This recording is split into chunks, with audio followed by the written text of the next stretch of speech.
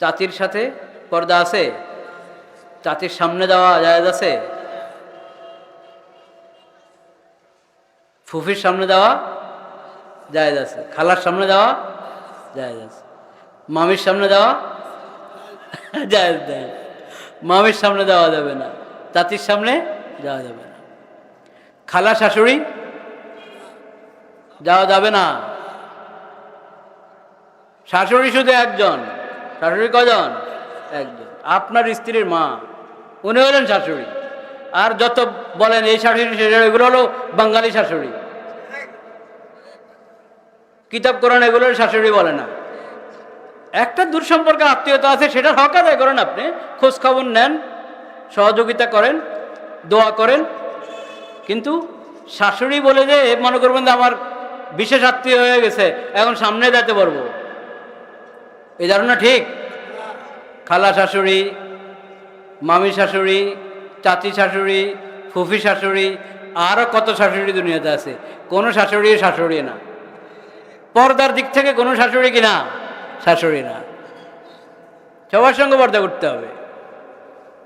এরকমভাবে আপনার স্ত্রীর জন্য শ্বশুরকে, শুধু আপনার বাপ, আপনার বাপ হলো শ্বশুর। আপনার চাচা, ওনার চাচা শ্বশুর।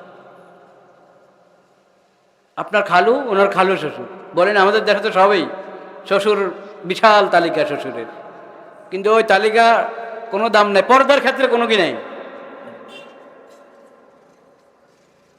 চাচা শ্বশুরের সামনে দেওয়া যাবে না, খালা শাশুড়, খালু শাশুড়ের শ্বশুরের সামনে যাওয়া যাবে না, মামা শ্বশুরের সামনে যাওয়া যাবে না।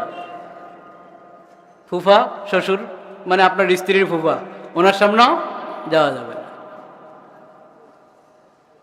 দেওর স্ত্রীর জন্য, আপনার স্ত্রীর জন্য বাসুর বলেন আর দেওর বলেন, এসব হলো হাদিসের ভাষায় হলো আল হামু। আল হামু হাদিস শরীফে রসুল করিম সাল্লাল্লাহু আলাইহি ওয়াসাল্লাম বলেছেন আল হামু আল মাউতু। আল হামু আল মাউতু, যে তোমার স্বামীর দিক থেকে যারা তোমার আত্মীয়, মানে তার ভাই, তার বড় ভাই, তার ছোট ভাই, সে বড় ভাই হলে সবই তো তার ছোট হবে, না সে ছোট হলে তার সব, বাকি সবাই কি তার বড়। তোমার স্বামীর আপন ভাইরা কেউ তোমার স্ত্রীর জন্য কিনা মাহরম না। তাহলে তোমার ভাইয়ের চাচাতো ভাই যারা, তোমার ভাইয়ের খালাতো ভাই যারা, তোমার ভাইয়ের মামাতো ভাই, ফুফাতো ভাই, হ্যাঁ চাচাতো বললো তো হয় না, তো দুইটা চাচাতো জ্যাঠাতো, কেউ আপনার স্ত্রীর জন্য কিনা মাহরম না। সবাই আল হামু, সবাই কি আল হামু হাদিসের ভাষায়। তোমার স্বামীর মাধ্যমে তার যত ছোট বড় ভাই আত্মীয় হয়েছে তোমার, এরা পর্দার আত্মীয় না, এরা, এদের সঙ্গে পর্দা করা কি ফরজ, পর্দা করা ফরজ। এদেরকে মৃত্যুর মতো ভয় করো। কিসের মতো? আল হামু আল মৌতু। দেওয়ার আর বাসুর এই ধরনের যা আছে এরা সবাই হলো মৃত্যু, মৃত্যুর মতো বলে না রাসূলুল্লাহ সাল্লাল্লাহু আলাইহি ওয়াসাল্লাম, এরা সবাই কি মৃত্যু, মৃত্যুর মতো এভাবে বলা হয়নি, কাল মাউতি বলে না। দেখেন যদি হাদিসের শব্দটা হয়তো আল হামু কাল মাউতি, দেওয়ার বাসুররা মৃত্যুর মতো, হাদিসে বলে না যে মৃত্যুর মতো, বলেছে একবার সাক্ষাৎ মৃত্যু। তুমি মরে যাওয়া যেমন মুসিবত, ঠিক ওরকম মুসিবত যদি তুমি দেওয়ারের সাথে দেখা দাও। মরে যাওয়া যেমন মুসিবত, ঠিক ওরকম মুসিবত যদি বাসুরের সাথে দেখা দাও। এখন যদি আপনার এই মা, আপনার মা অর্থাৎ আপনার স্ত্রীর শাশুড়ি, উনি যদি সহযোগিতা না করে পর্দা করার জন্য, তো হবে? হ্যাঁ কি হয়েছে, যাস না, কয় না, অসুবিধা কি? তোর কি না ডাকে, তোর ভাইয়া না, সবাই তো ভাইয়াদান ভাইয়াদান করতে হয়, বড় ভাইয়াদান ছোট ভাইয়াদান সবাই ভাইয়াদান বলেন, ভাইয়াদান ভাইয়াদান তো পুরো দুনিয়ায় মেয়া, যার ইমান আছে সে তো ভাই, যার ইমান আছে সে তো আমার ভাই নাকি? আল মুমিনুনা ইখওয়া নাকি? সব মুমিন তো ভাই, তো সবার সাথে আপনি দেখা দিবেন নাকি? এখন স্বামীর বড় ভাইরাও ভাইদান, ছোট ভাইরাও ভাইদান, ছোট ভাইদান, বড় ভাইদান, মেজো ভাইদান, সবাই ভাইদান। এই ভাইদান আপনি বলেন ঠিক, বলতে পারেন, কিন্তু পর্দার বিধান আপন জায়গায়। এদের সবার সঙ্গে পর্দা করা জরুরি। কারো সামনে যাওয়া কি নাই? জায়েজ নেই। এগুলো কি আসলে কঠিন? বিধান কি কঠিন? কঠিন না, বিলকুল কঠিন না, একবারই সহজ। খালি নিয়তের দরকার, হিম্মতের দরকার, সৎসাহসের দরকার, আর কিছু না। পাকা নিয়ত করেন, আপনি সহযোগিতা করেন আপনার ছেলের বোধের, আপনার ছেলের বোধের সহযোগিতা করেন, তারা যাতে পর্দাতে থাকতে পারে।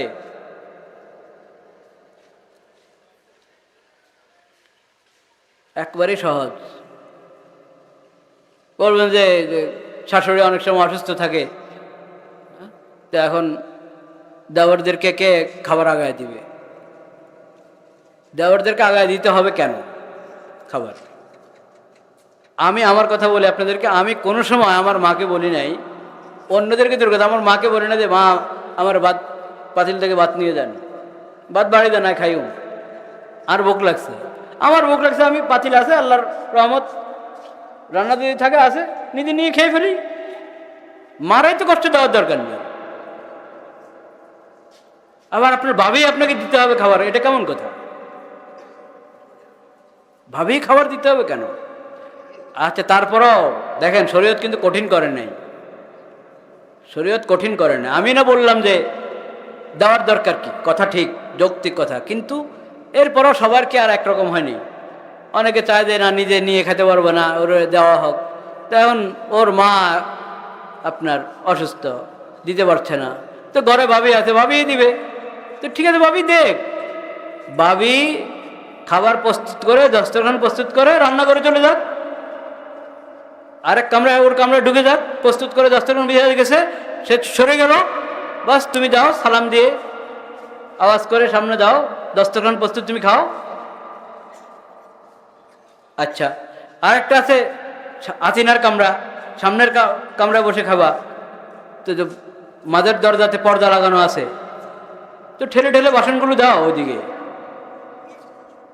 পর্দার আড়াল থেকে বাসন পেলা দিয়ে দাও ওইদিকে, সে ওইদিকে বসে খাবে। মানে ইচ্ছা করলে সবই সহজ, শুধু নিয়তের দরকার। এই যে পর্দার বিধানকে কেন যে এত হালকা মনে করি আমরা অনেকে, নিশ্চয়ই এই এলাকা হবে না এরকম, কারণ এটা তো দেখি সব দিকে কত মাদ্রাসা, মাশাআল্লাহ, আলেমুল আমাদের দেশ, নিশ্চয় এখানের মাস্তুরাত পর্দা লঙ্ঘন করেন না, পর্দা করেই চলেন, এবং সবাই পুরুষরা সহযোগিতা করে থাকেন, এরকমই হবে ইনশাআল্লাহ। আল্লাহ তাআলা সবাইকে তৌফিক দান করেন। তো আমি বললাম আমিলুস সালিহাত, মানে মুক্তি পাওয়ার জন্য, সফলতার জন্য 4 গুণের দ্বিতীয়টা কি? নেক আমল। এই নেক আমল করণীয়টা করা, বর্জনীয়টা কি? বর্জন করা। এটা মনে রাখতে হবে। হকের উপরে থাকতে হবে সবসময়। এটা বড় পরীক্ষা, অনেক পরীক্ষা আসে হকের উপরে থাকার ক্ষেত্রে। মানুষ যতক্ষণ নিজের মনের মতে হককে পায় তখন সহজে মেনে নেয়। হক যখন নিজের মনের বিরুদ্ধে যায় তখন আর সহজে মানতে পারে না। মন হকের ফয়সালা যা আমার মনেও চায় তা, তাইলে তো হক মানে অনেক সহজ। তখন কি হক মানে না, না মানে এটার পরীক্ষা হয়? পরীক্ষা কখন হয়? পরীক্ষা হয় তখন যদি বলেন হকের দাবি একটা, আমার মনের দাবি আরেকটা। আমার মনে চায় অন্যটা, হকের দাবি যেটা আমার মনের চায় অন্যটা। হকের দাবি আর আমার মনের চাহিদা এই দুটো যদি বিরোধ লাগে তখন হলো ইমানের পরীক্ষা। তখন ইমানের পরীক্ষা, তখন হককে আমি পছন্দ করি কিনা, হকের মহব্বত আমার মধ্যে আছে কিনা, হকের উপর আমি থাকতে চাই কিনা, তখন হলো পরীক্ষা। ওই পরীক্ষাতে পাশ করতে হবে। এমনি সবসময় আপনি হকের সঙ্গে আছেন, ওটা পরীক্ষা না মেয়া। পরীক্ষা হলো যখন হক আপনার বিরুদ্ধে পড়বে, আপনার মনের বিরুদ্ধে যাবে, যখন হকের ফয়সালা, তখন আপনি হকের ফয়সালা গ্রহণ করেন কিনা, ওটা হলো পরীক্ষা। তখন হকের উপরে থাকা মজবুতির সাথে, তখন সবর ধরে হকের উপরে থাকা, এটা হলো হকের উপরে থাকার নাম। আল্লাহ তাআলা আমাদের সবাইকে তৌফিক নসিব করে। ছোট্ট একটা হাদিস বলে আমি শেষ করে দিচ্ছি। রাসূল করিম সাল্লাল্লাহু আলাইহি ওয়াসাল্লাম বলেছেন, আরবাউন ইযা কুন্না ফীকা ফালা আলাইকা মা ফাতাকা মিনাদ দুনিয়া। 4টা গুণ হাসিল করো। এই 4টা তো শুনলেন, আগে 4টা শুনছেন না? ওই 4টার মধ্যে দ্বিতীয়টা কি বলেন? দ্বিতীয়টা নেক আমল, আমলে সালেহ শুনুন নাই?